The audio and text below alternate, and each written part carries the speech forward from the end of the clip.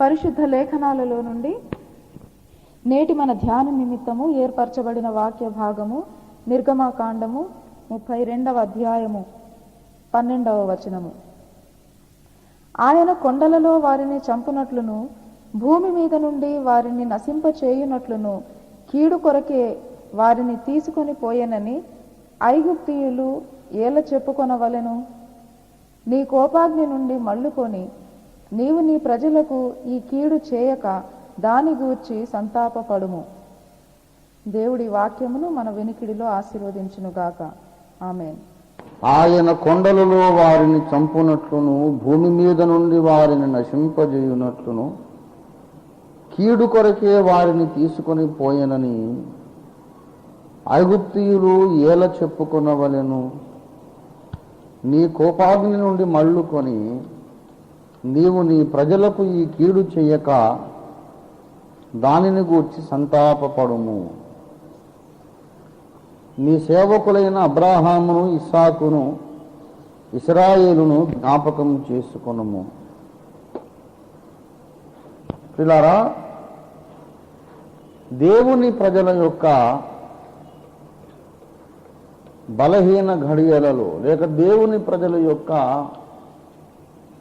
తప్పిదాలు జరిగినటువంటి తొట్టుపాటు ఘడియలలో దేవుడు ఎలాగో ఆలోచిస్తాడు, దేవుడు ఎలాగూ ప్రవర్తిస్తాడు అనే దానికి ఇక్కడ మంచి ఒక ఉదాహరణము తార్కాణము కనబడుతూ ఉన్నది.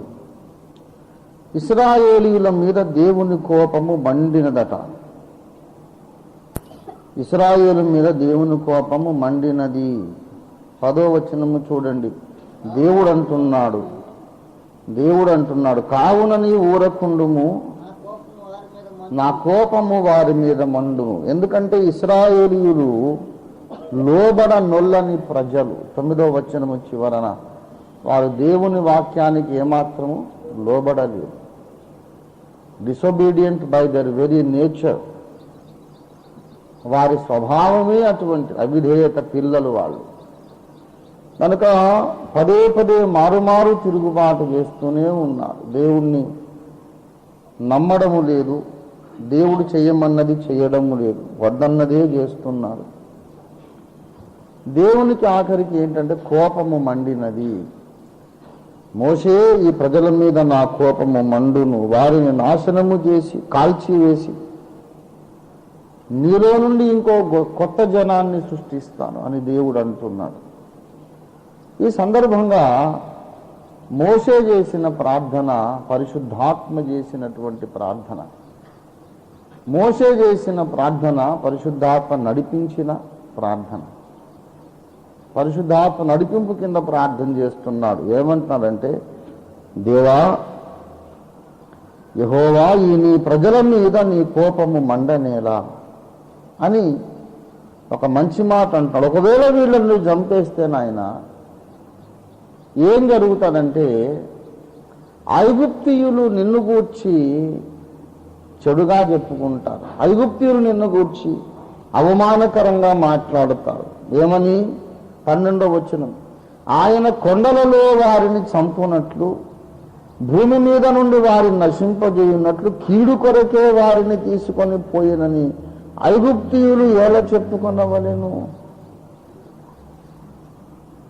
దేవుడు 10 రకాల తెగుళ్లు పంపి ఐగుప్తీయులను శిక్షించి ఫరో మీద తన తీర్పులు ప్రకటించి ఎర్ర సముద్రమును చీల్చి ఇలాంటి అద్భుతమైన కార్యాలు ఎన్నో జరిగించి ఇశ్రాయేలును విడిపించటం ఎందుకంటే కొండలలో తీసుకెళ్లి చంపుదామనే తీసుకుపోయాడు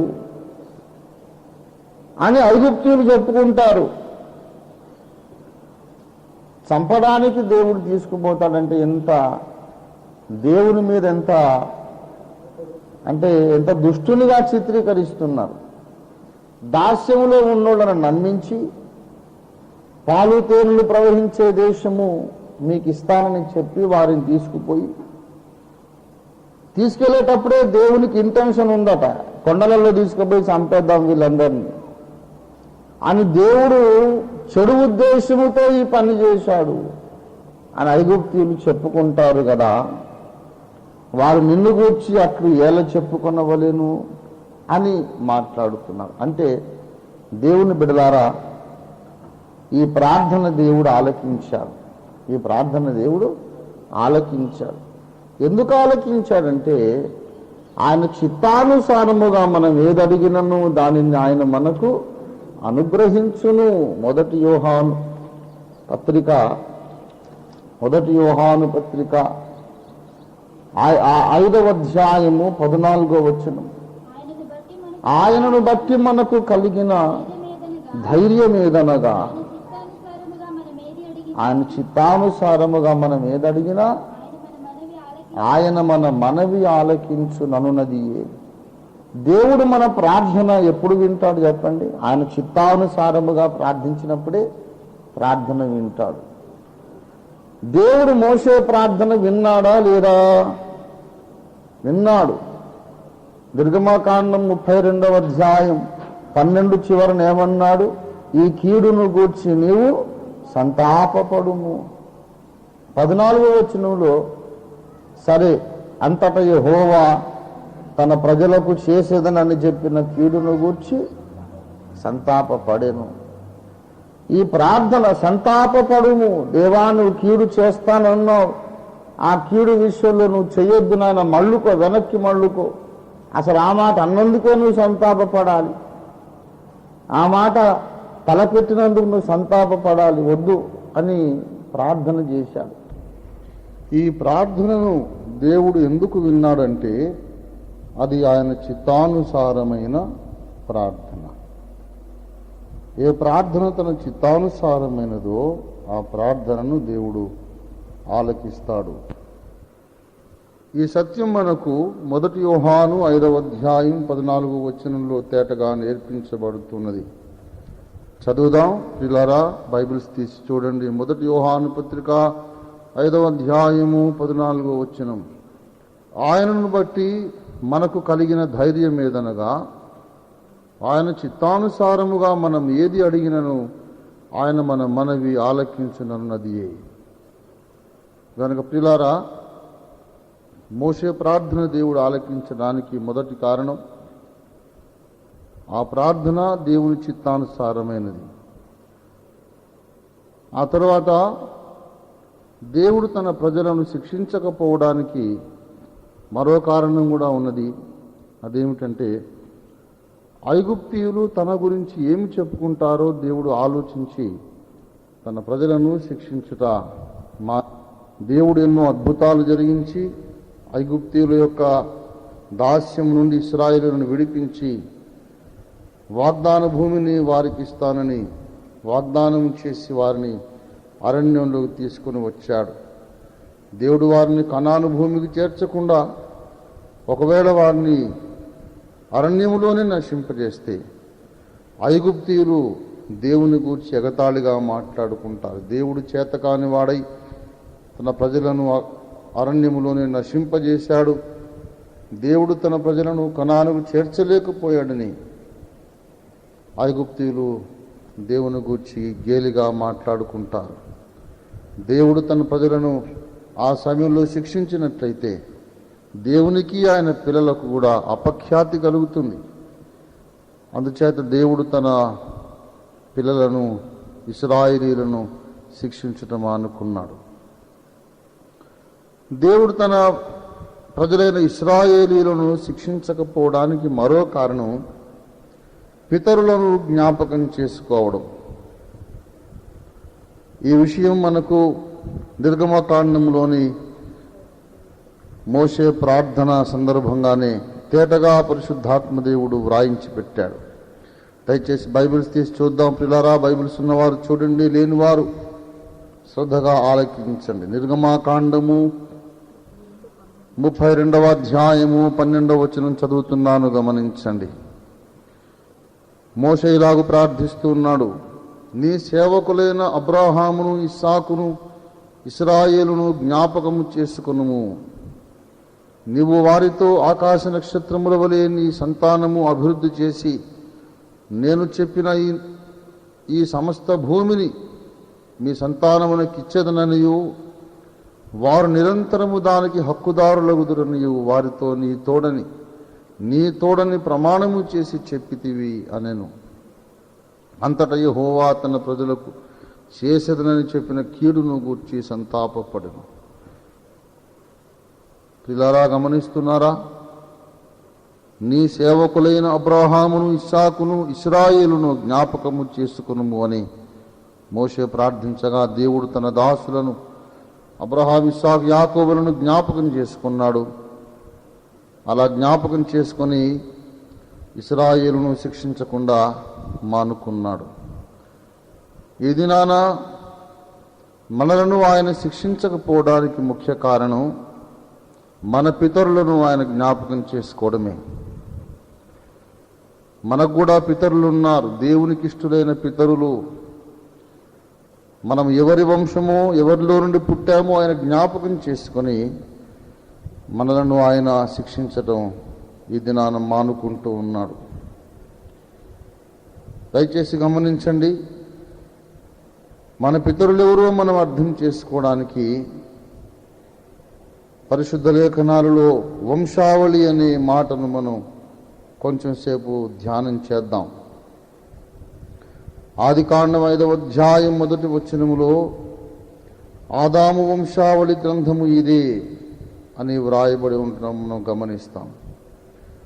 ఆదాము వంశావళి గ్రంథము ఇదే అంటున్నాడు పరిశుద్ధాత్మదేవుడు. ఆదాము వంశావళి గ్రంథం అంటే, ఆదాము వంశావళి అంటే ఎవరు, ఏమిటి?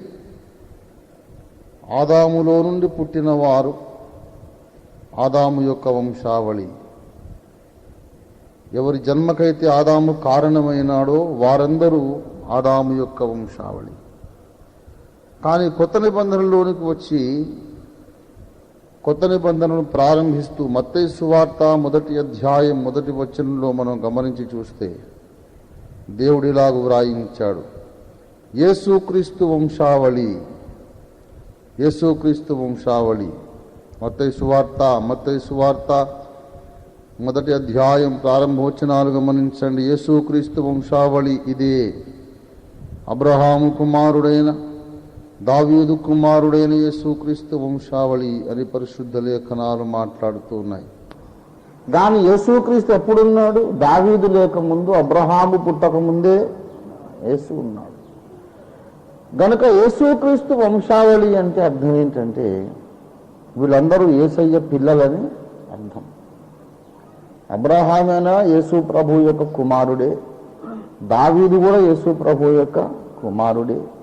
భక్తులందరికీ పితరుడు యేసే. దేవునికి స్తోత్రం కలుగునుగా. భక్తులందరికీ పితరుడు ఎవరంటే యేసే.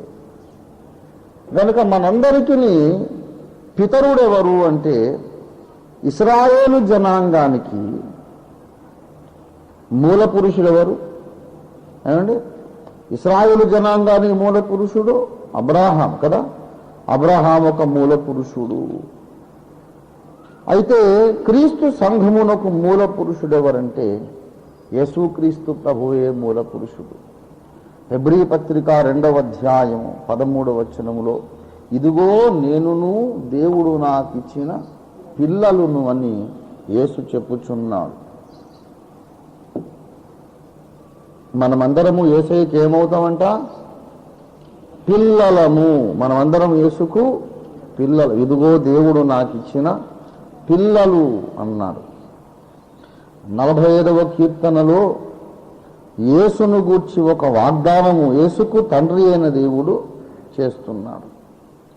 45వ కీర్తనలో యేసుక్రీస్తు ప్రభువుకు తండ్రి ఒక వాగ్దానం చేస్తున్నాడు. 16వ వచనం, నీ పితరులకు ప్రతిగా నీకు కుమారులుందురు. యేసు ప్రభు వారికి పితరులు లేరు, కానీ ఎవరుంటారు? కుమారులు ఉంటారు. యేసుకు పితరులు లేరు. పితరులు అంటే తండ్రులు, తాతలు, ముత్తాతలు అర్థం. యేసయ్యకు పితరులు లేరు. ఎందుకు లేరు? ఆయన ఆది సంభూతుడు కదా, అందరికంటే ముందుగా ఉన్నవాడు. ఆది సంభూతునికి తాత ముత్తాతలు ఎక్కడ ఉంటారు? ఉండరు. యేసయ్యకు పితరులు లేరు. కానీ యేసుకు ఎవరున్నారు చెప్పండి? కుమారులు ఉన్నారు. మనమందరమును ఆయన కుమారు. భక్తులందరికీ పితరుడు యేసు.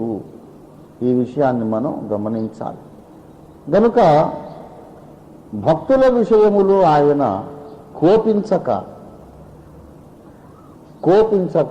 వాత్సల్యము చూపుచు క్షమిస్తూ ఉండటానికి కారణము మన పితరుడైనటువంటి యేసునాథుడు. అబ్రహామును బట్టి ఇశ్రాయేలును శిక్షించలేదు. ఎందుకంటే అబ్రహాము దేవునికి స్నేహితుడై ఉండెను కదా.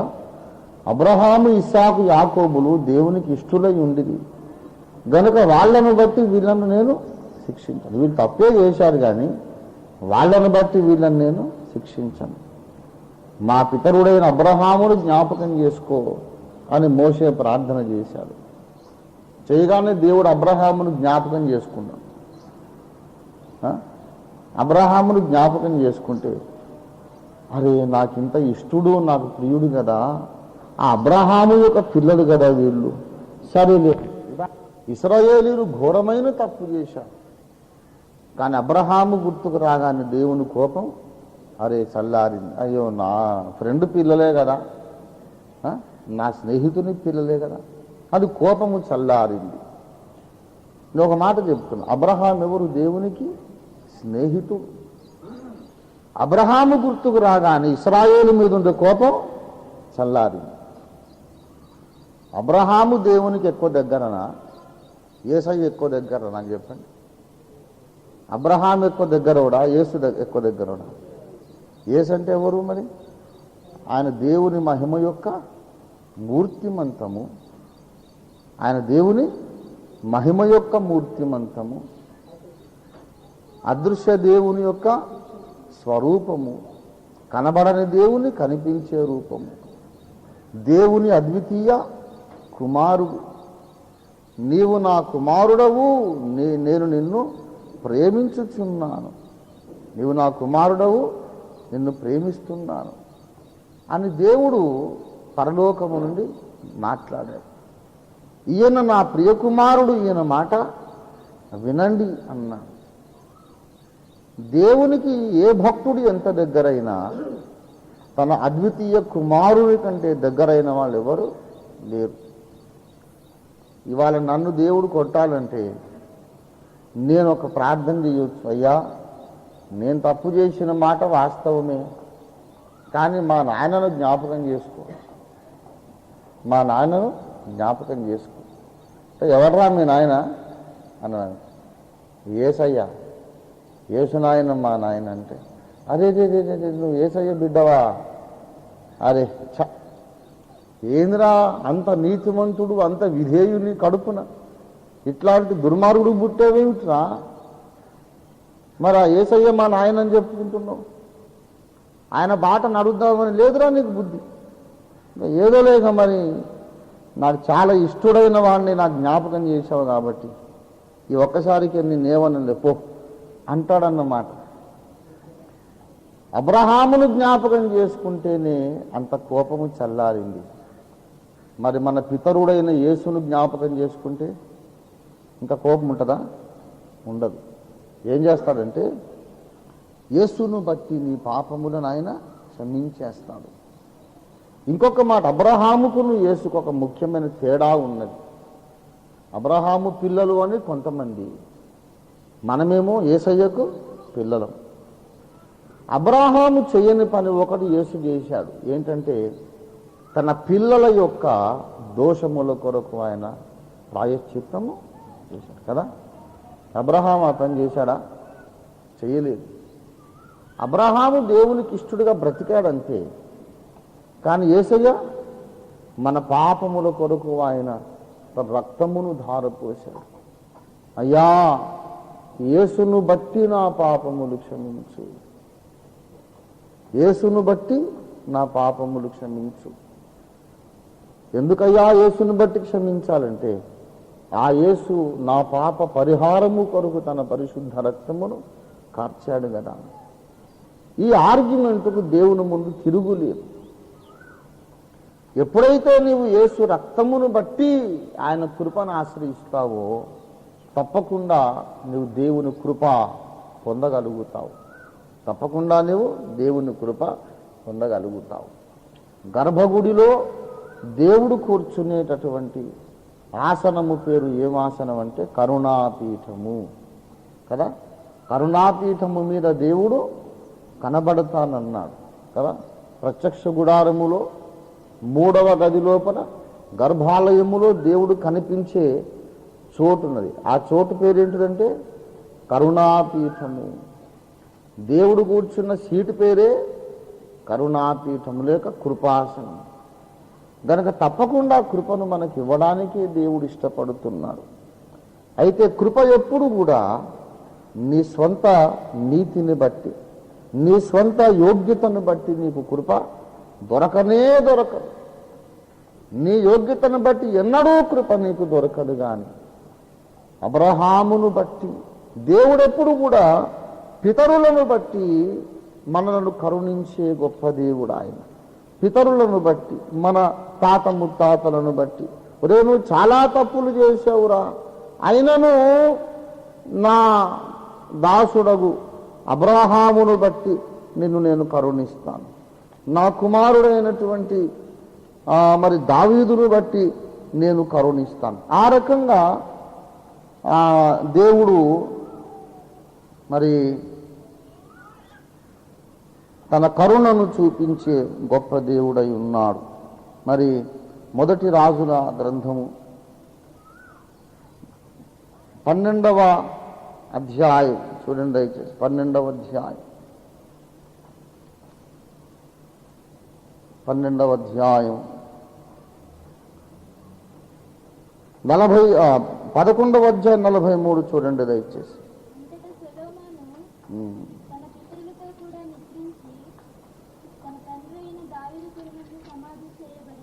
తన తండ్రి అయిన దావీదు పురమందు సమాధి చేయబడి అతని కుమారుడైన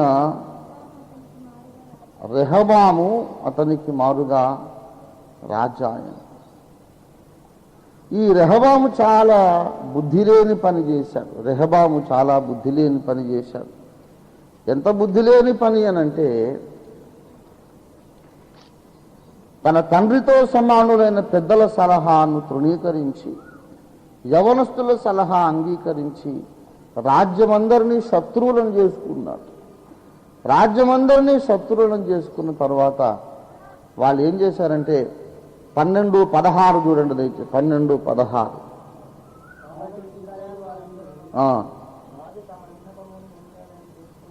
రాజు తమ విన్నపముని వినలేదని తెలుసుకొని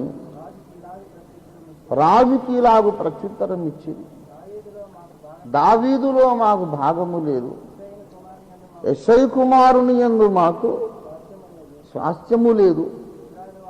ఇశ్రాయేలీయులారా మీ గుడారములకు పోవుడి, దావీదు సంతతి వారలారా మీ వారిని మీరే చూచుకొనుడని ఇశ్రాయేలు వారు తమ గుడారమునకు వెళ్ళిపోయి, అయితే యూదా పట్టణములో ఉన్న ఇశ్రాయేలు వారిని రెహబాము.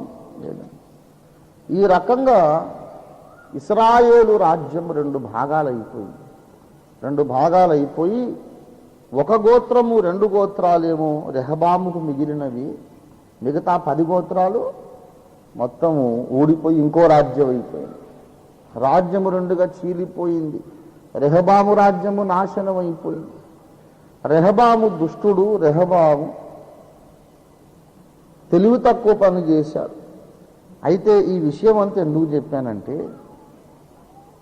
రెహబాముకు ఒక్క గోత్రము కూడా లేకుండా చేయాలి యాక్చువల్గా దేవుడు.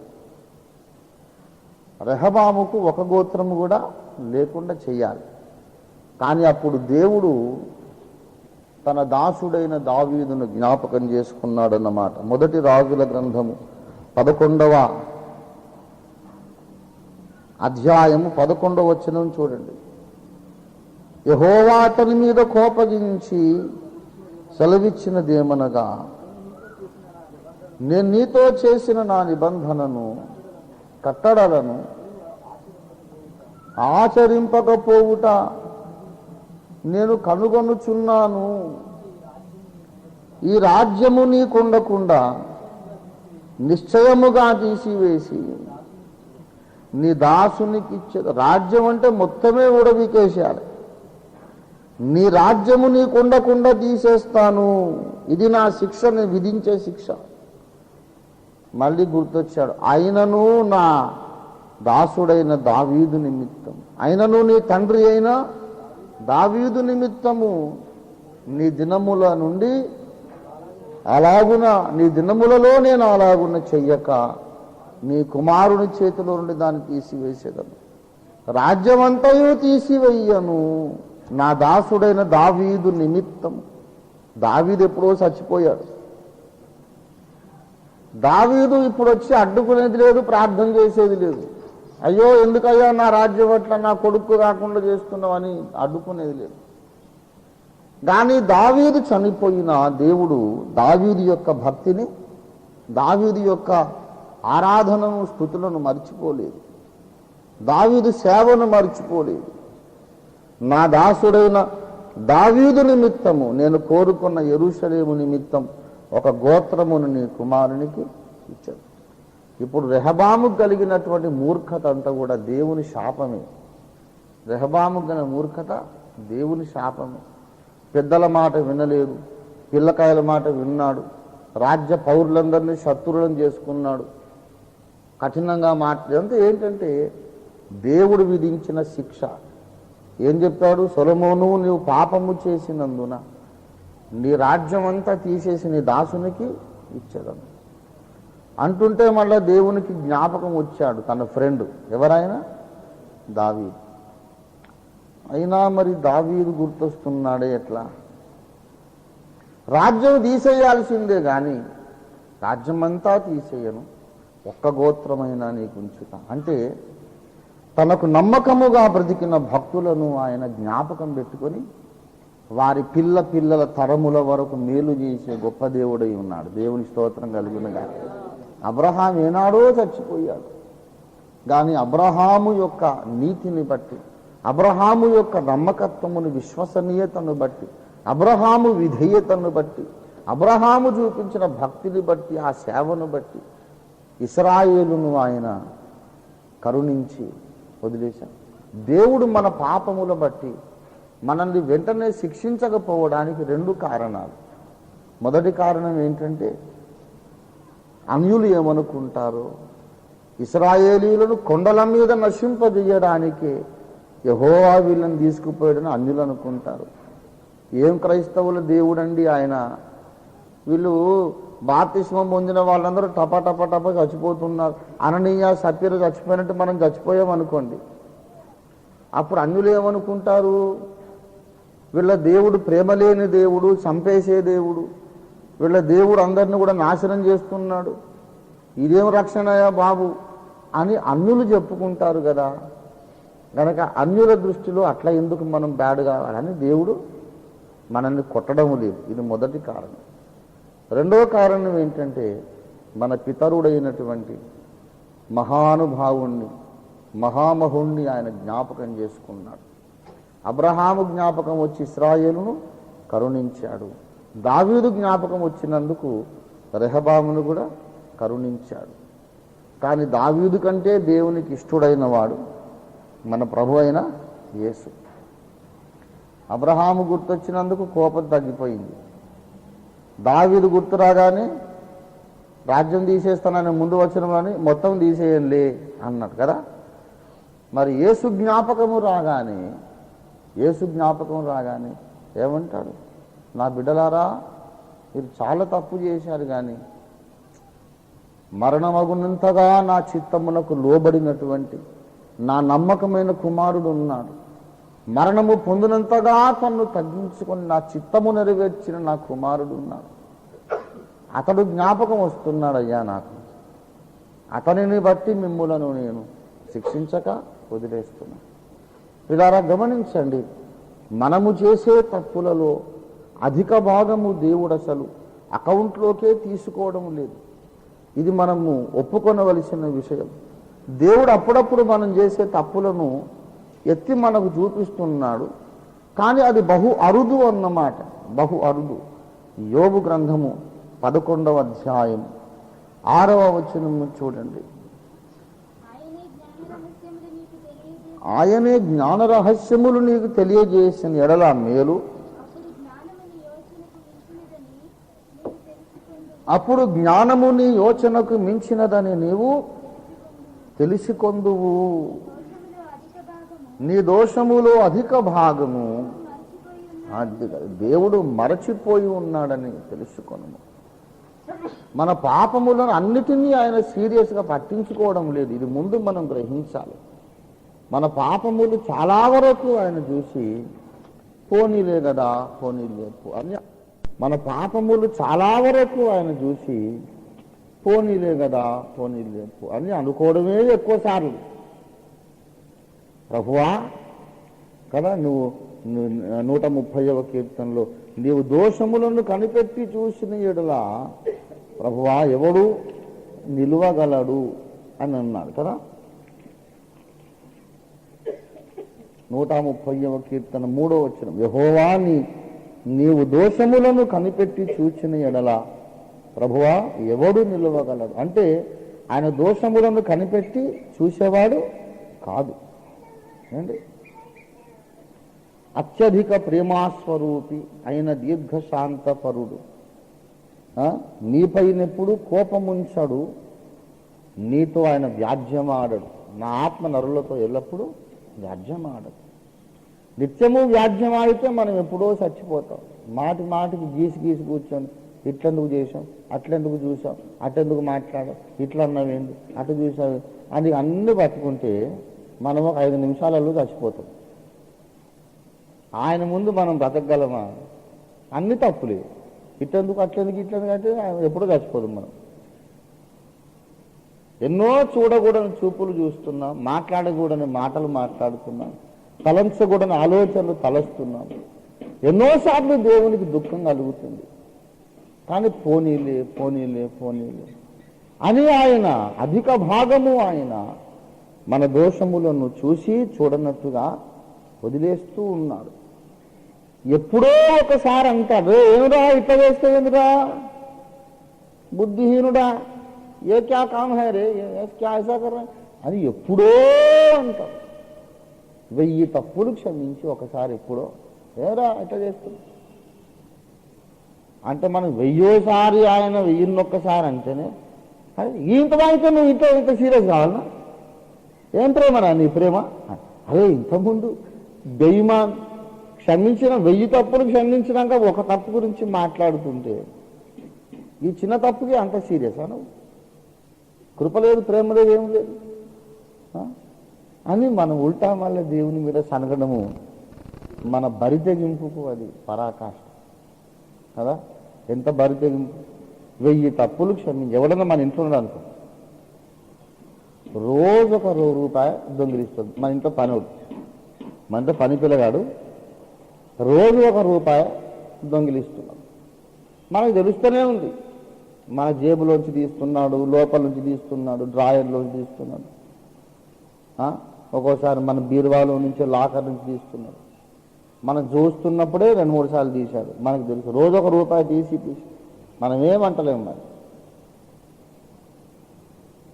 సంవత్సరం అంతా చూసాం, సంవత్సరం అంతా రోజు ఒక రూపాయి దొంగతనం చేశాం.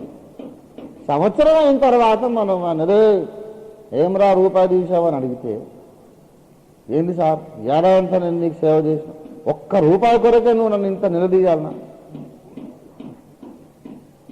అదే బద్మాషి నువ్వు నీ తప్పులు నాకు తెలియదు అనుకున్నావురా? ఎన్ని రోజులు ఎన్ని రూపాయలు ఎన్ని దొంగతనం, నీ దొంగతనమే నీ బ్రతుకైపోయింది.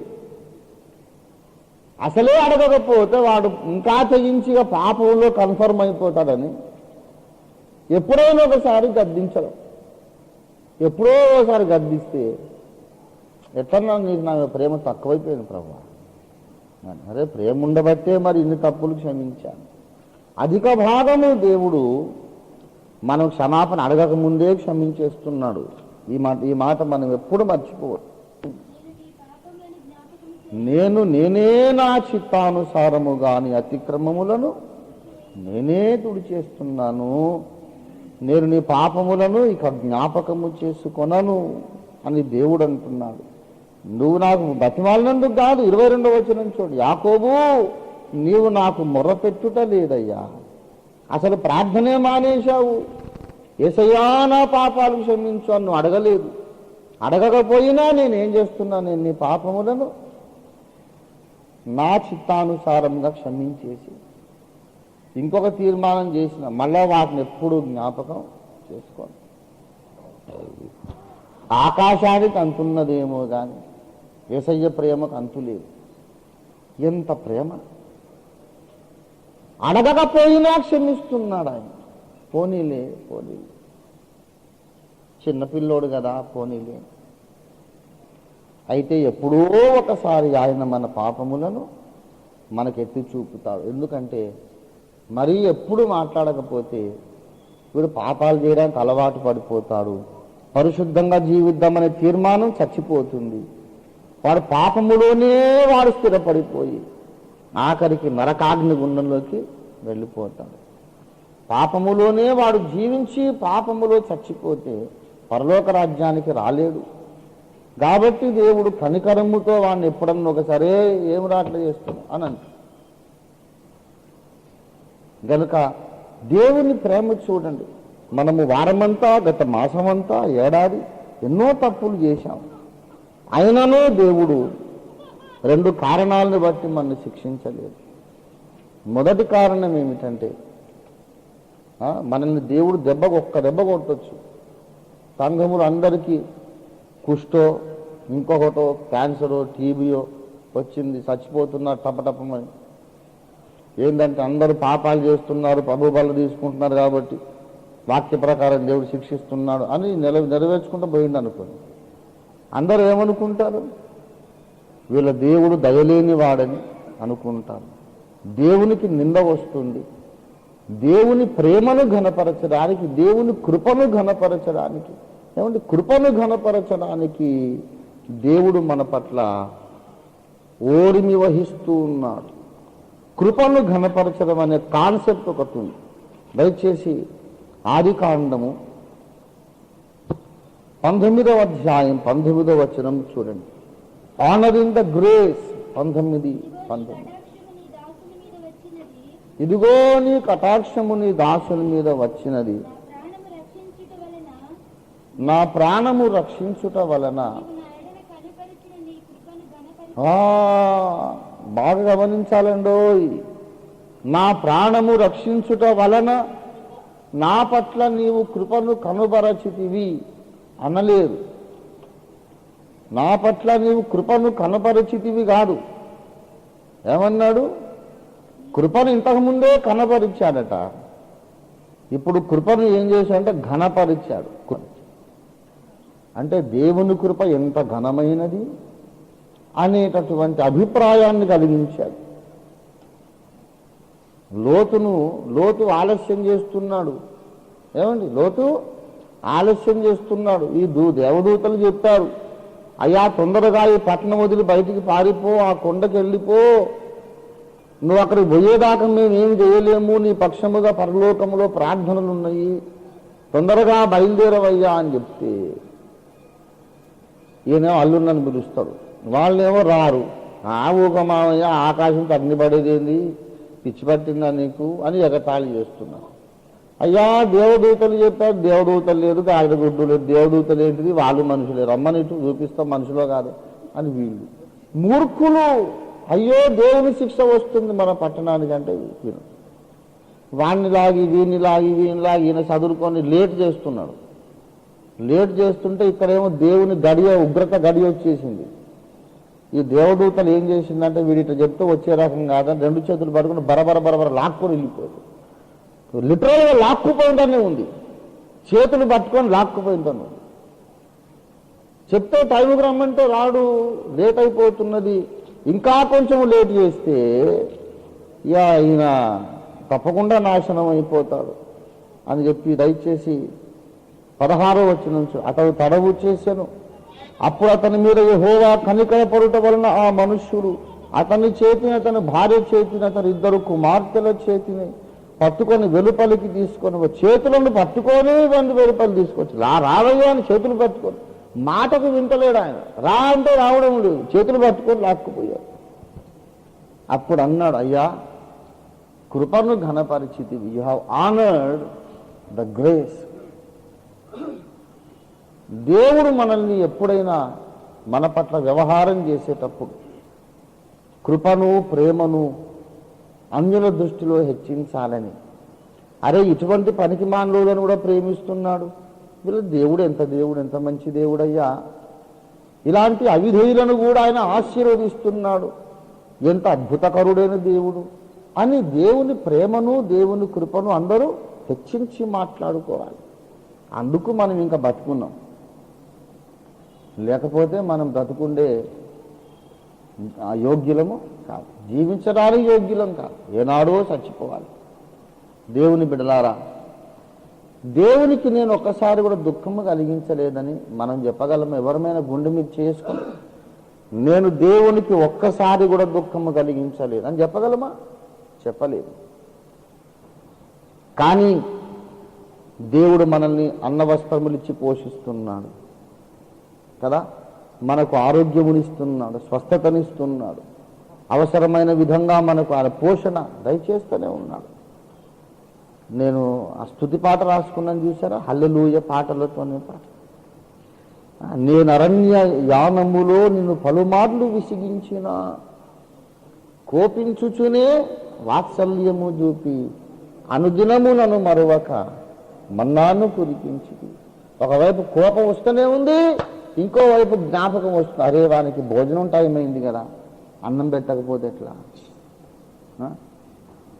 అయ్యో వాడికి ఇప్పుడు ఆకలి అవుతుంది కదా అని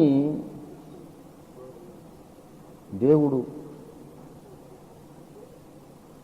తన కృపను జ్ఞాపకము చేసుకొని తన మంచితనమును ప్రేమను బట్టి ఆయన మనల్ని శిక్షించక క్షమించి వదిలేస్తూ ఆశీర్వదిస్తున్నాడు. కనుక ప్రియులారా, ఈ దినాన మనము ఒక మాట ఒప్పుకోవాలి, ఏంటంటే మనము సజీవులమై నిలిచి ఉన్నామంటే అది కేవలము దేవుని యొక్క కృప. మనం ఈనాడు సజీవులమై ఆశీర్వాదంలో ఆనందంగా ఉన్నామంటే మన నీతి కాదు, కేవలము ఆయన యొక్క మహాకృప. ఎన్నోసార్లు ఆయన కోపం మన మీద మండింది, కానీ ఆయన ఎవరిని జ్ఞాపకం చేసుకున్నాడు? అబ్రహామును బట్టి దావీదును బట్టి అన్నట్టు, అబ్రహాము కంటే దావీదు కంటే ముందున్నవాడైన యేసును బట్టి. అందుకే యేసు నందు మనం అంగీకరించబడ్డామంట. దేవుడి స్తోత్రం కలుగునుగా. ఎవరి యందు మనము? యేసు నందు మాత్రమే దేవుని చేత అంగీకరించబడతాం. యేసు గుర్తుకు రాగానే దేవుని కోపమంతా చల్లారిపోతుంది. అరే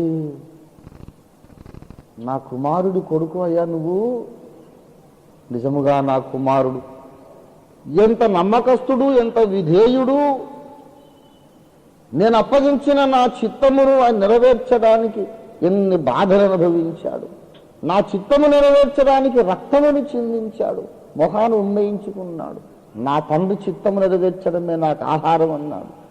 అట్లాంటి అద్భుతమైన కుమారుడు, నా కుమారుడు నీ పితరుడా, అట్లయితే సరే క్షమిస్తున్నా పో అని యేసును బట్టి మనల్ని ఆయన క్షమిస్తున్నాడు. దేవుని ముందుకు మనం వచ్చినప్పుడు మన నీతి ఎవరంటే యేసే మన నీతి, యేసే మన పరిశుద్ధత, యేసే మన విమోచనం, యేసే మన జ్ఞానం. కనుక ఇప్పుడు మనం మళ్ళీ దేవుని సన్నిధికి వద్దాం. గడిచిన వారములో మనం ఎన్నో తప్పులు చేశాం, కానీ దావీదును బట్టి రెహబాముకు ఒక దీపము నిలిపినట్టు తండ్రి, యేసును బట్టి నా ఆత్మదీపాన్ని నిలబెట్టు నాయనా అని ప్రభువును మనం అడుగుదాం. ప్రభువా, నేను తప్పు చేశాను, కానీ నిన్ను బట్టి నీ రక్తాన్ని బట్టి కటాక్షించు తండ్రి. అబ్రహామును జ్ఞాపకం చేసుకుంటేనే నీకు కరుణ కలిగింది, కృప కలిగింది కదా. మరి యేసును జ్ఞాపకం చేసుకో, సిలువలో ఆయన కార్చిన రక్తాన్ని జ్ఞాపకం చేసుకొని నన్ను క్షమించు అనే ప్రార్థనతో మనం దేవుని సన్నిధికి వద్దాం. ఇది ఒప్పుకోలు సమయము, ఇది పాప క్షమాపణ పొందే సమయం. మనం ఉన్న పాటున దేవుని సన్నిధికి వద్దాం. Without any other justification, without any argument, we come before the mercy seat just as we are, seeking his mercy and grace and his forgiveness. మనం దేవుని సన్నిధికి వద్దాం. ఇది ప్రార్థనా సమయము. అందరం మోకరిద్దాం ప్రియులారా.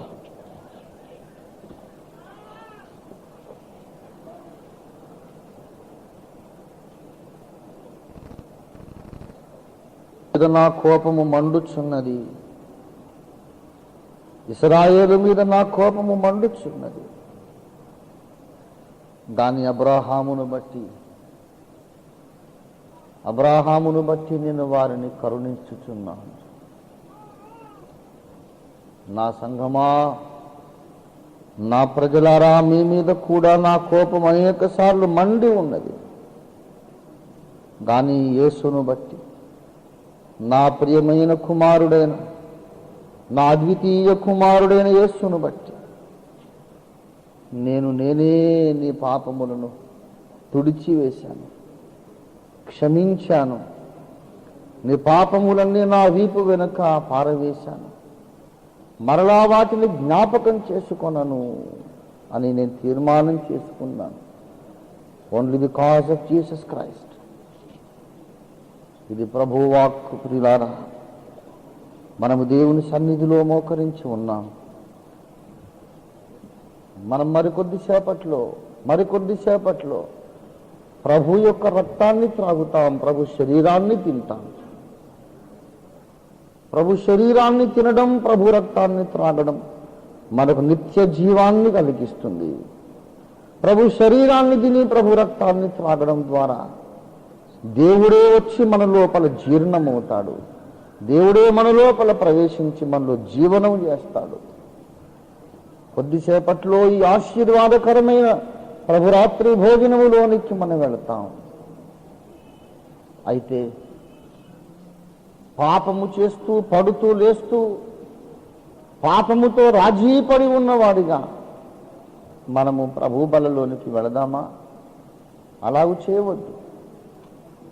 అపవిత్రులుగా మనము ప్రభు యొక్క బలను ముట్టుకుంటే, అపవిత్రులుగా మనం ప్రభు శరీరాన్ని ముట్టుకుంటే మనకు శిక్షావిధి కలుగుతుంది. అయోగ్యులుగా మనం ప్రభు యొక్క బలను తాకితే మనకు ఘోరమైనటువంటి శిక్ష కలుగుతుంది. ఇదివరకు ఎన్నోసార్లు నువ్వు అయోగ్యంగా పాలు పొందావు. ఈరోజు మళ్ళీ అలాగ చేయొద్దు.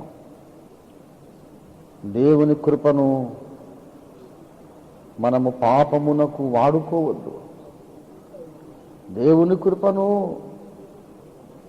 మన అపవిత్రమైన ఉద్దేశాల కొరకు వాడుకోవద్దు. యెహోవాను ప్రేమించు వారలారా, చెడుతనమున సహించుకొనుడి. యెహోవాను ప్రేమించు వారలారా, పాపమున సహించుకొనుడి. ఇంతకాలము బ్రతికినామంటే నీతిగా బ్రతికామని కాదు, దేవుని కృపను బట్టి బ్రతికాము. ఈరోజు ఒక తీర్మానము చేద్దాం. ప్రభువా, నేను నీతి ప్రవర్తన గలవాడనై మేల్కొని ఇక నుంచి పాపము లేకుండా జీవిస్తానయ్యా. I want to live a sinless life. I want to live a pure and holy life. నేను పరిశుద్ధ జీవితమును కోరుచున్నాను. యేసయ్యా, నీవు నన్ను క్షమించి నన్ను శుద్ధి చేసి నాకు నీ బలమునిస్తే నేను పరిశుద్ధంగా బ్రతుకుతానయ్యా. అడగండి, యేసయ్యని అడగండి. ఇక్కడ ఎవ్వరికీ మినహాయింపు లేదు. సంఘ కాపరి మొదలుకొని సంఘములో పెద్దలు, సంఘములో పిల్లలు, నూతనముగా రక్షింపబడిన వాళ్ళ వరకు, అతి చిన్న పిల్లల వరకు ఎవరికీ కూడా ఎగ్జంప్షన్ లేదు. అందరము ప్రార్థించేద్దాం. ప్రభువా, కేవలము నీ ఉచితమైన ప్రేమను బట్టి, ఉచితముగా నీవు నన్ను క్షమించుచు ఉండగా పాపము పట్ల నాకు భయము లేకుండా పోయింది నాయన. అయ్యో, ఇది ఘోరమైన తప్పు కదా అని గ్రహింపు లేకుండా పోయింది తండ్రి. నన్ను కరుణించు తండ్రి. నా దౌర్భాగ్యతను ఒప్పుకొనుచున్నాను. దేవుడు కొట్టడం లేదు కనుక నేను మంచివాడిని అనుకుంటున్నాను. కానీ అది నిజము కాదని ఈనాడు తెలిసింది. నువ్వు కొట్టడము లేదు, అయినా నేను దోషినే. నువ్వు శిక్షించడము లేదైనా నేను దోషిని. నా పితరుడైన యేసును బట్టి నన్ను నువ్వు శిక్షించడం లేదు నాయన, శిక్షించకుండా వదిలేస్తున్నావు. నాకు అర్థమైంది ప్రభువా, అయ్యో నేను నీతిమంతుణ్ణి కాగోరుచున్నాను, పరిశుద్ధురాలను కాగోరుచున్నాను. అడగండి అడగండి. Lord make me a holy person, make me pure as a crystal. హిమమంత తెల్లగా, గొర్రెబొచ్చు అంత ధవళముగా నేను మారాలి. నన్ను కడుగుము తండ్రి అని అడగండి. దేవా, నా అభిప్రాయములను కడుగు, నా ఆలోచనలను కడుగు, నా ఉద్దేశ్యములను కడుగు, నాలోని చీకటిని పారద్రోలు, ప్రతి విధమైన చీకటి నాలో నుండి పారద్రోలుమయ్యా. నన్ను శుద్ధి చేయమని అడగండి. గడిచిన వారమంతా మనము నడిచి వచ్చిన దారిలో ఎక్కడైనా మనం తప్పులు చేశామేమో ఒకసారి ఆలోచించేద్దాం. ఏమైనా ఒకవేళ తప్పులు జ్ఞాపకం వస్తే ప్రభువా నన్ను క్షమించమని వేడుకొందాం. ఒకవేళ గడిచిన వారము సంగతి కాకపోయినా నీ జీవితంలో ఇప్పటిదాకా నీవు కొనసాగిస్తున్న పాపం ఏదైనా ఉన్నదా? ఒప్పుకోకుండా, పశ్చాత్తాపపడకుండా అలాగే సమర్థించుకుంటూ కప్పెట్టుకుంటూ వస్తున్న పాపం ఏదైనా ఉన్నదా? దాని గురించి కూడా ఇప్పుడు నువ్వు పశ్చాత్తాపపడుటకు దేవుడు నీకు సమయం ఇస్తున్నాడు. ప్రభువా నన్ను కడుగుము, నన్ను కాపాడుము, నన్ను పరిశుద్ధపరచుము, అయ్యా నన్ను శుద్ధి చేయము నాయనా, నన్ను పుటము వేయము తండ్రి, పుటము వేయబడ్డ బంగారము నా బ్రతుకు మెరయినట్లు సహాయము చెయ్యి. Lord, remove every kind of darkness from me, remove every kind of fleshly nature from my heart, O Lord. శరీర సంబంధమైన స్వభావం అంతా నాలోంచి తీసేయి. నీ మహిమ గుణాతిశయములే నాలో నింపండి అని ప్రార్థించేద్దాం. మనం ఎంతో కడుక్కోవాలి ప్రియులారా, ఎంతో కడుక్కోవాలి, ఎంతో శుద్ధి చేసుకోవాలి. ఎంతో మురికి, ఎంతో కల్మషం మనలో ఉంది. యేసయ్యా నన్ను కడుగు, నన్ను కడుగు, నన్ను కడుగు. అందరము ఒప్పుకోలు సమయములో ఉందాం. యేసయ్యా నన్ను కడుగుము, నన్ను కడుగుమని నేను ప్రార్థిస్తాను ప్రియులారా, మీరు ప్రార్థించండి. అందరి న్యాయాధిపతి అయిన దేవుని దగ్గరికి మనం వచ్చాం. మనమందరమును మన పాపాలు ఒప్పుకున్నట్లయితే మన ప్రభువు నమ్మదగిన వాడు, నీతిమంతుడు గనుక మన ప్రభువైన యేసు ఆయన మన దుర్నీతిని క్షమించి, మన పాపములను క్షమించి సమస్త దుర్నీతి నుండి మనల్ని పవిత్రులుగా చేస్తాడు. మనం పాపాలు ఒప్పుకుందాం. మనమందరము కలిసి యథార్థముగా పరీక్షించుకుందాం. ప్రతి మనుష్యుడు తన్ను తాను పరీక్షించుకొనవలెను, ప్రతి మనుష్యుడు తన్ను తాను పరీక్షించుకొనవలెను. అలాగు చేసి మనమందరం మన పాపములు ఒప్పుకొని యేసు రక్తములో కడుక్కొని శుద్ధి చేసుకొని